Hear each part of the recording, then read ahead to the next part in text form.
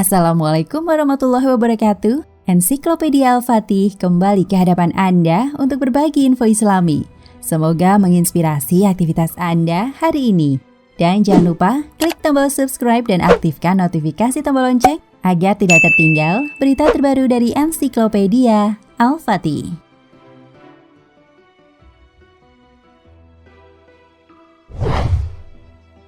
Kaum Yahudi berkata, "Kami sekali-kali tidak akan disentuh oleh api neraka kecuali selama beberapa hari saja." Quran Surat Al-Baqarah ayat 80.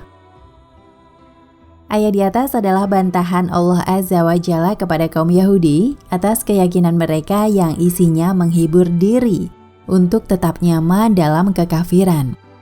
Padahal mereka tahu bahwa Muhammad SAW adalah Rasul dan Nabi terakhir. Ciri-ciri beliau telah dijelaskan gamblang di kitab Taurat.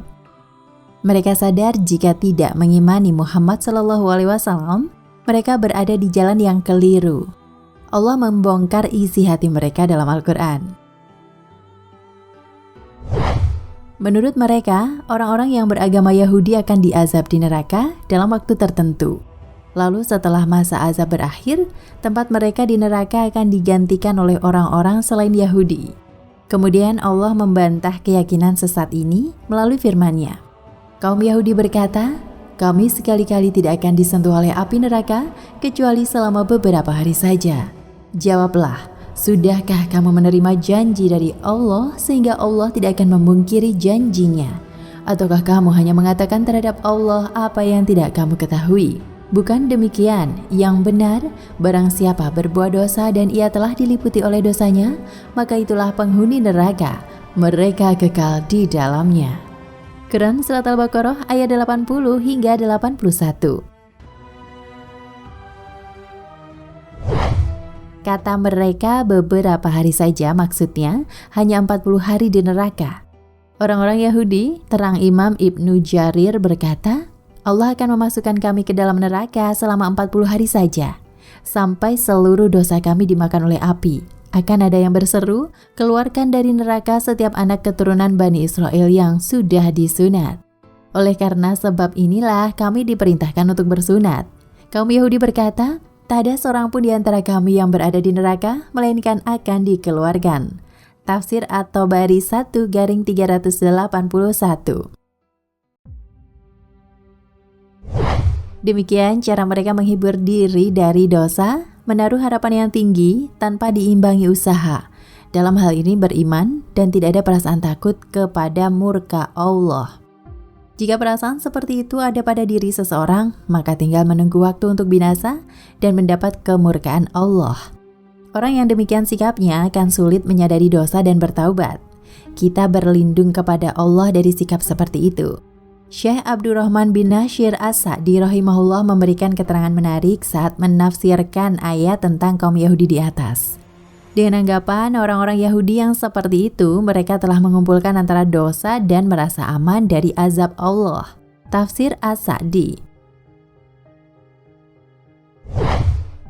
Adapun sikap orang-orang beriman bertolak belakang dengan sikap orang-orang Yahudi di atas. Mereka mengumpulkan antara ikhtiar berupa iman dan amal soleh dan rasa takut kepada murka Allah. Lihatlah Nabi Ibrahim saat beliau takut anak keturunannya melakukan kesyirikan, lantas membimbing beliau untuk berdoa. Dan ingatlah ketika Ibrahim berkata, "Ya Tuhanku, jadikanlah negeri ini Mekah, negeri yang aman, dan jauhkanlah aku beserta anak cucuku kepada menyembah berhala-berhala."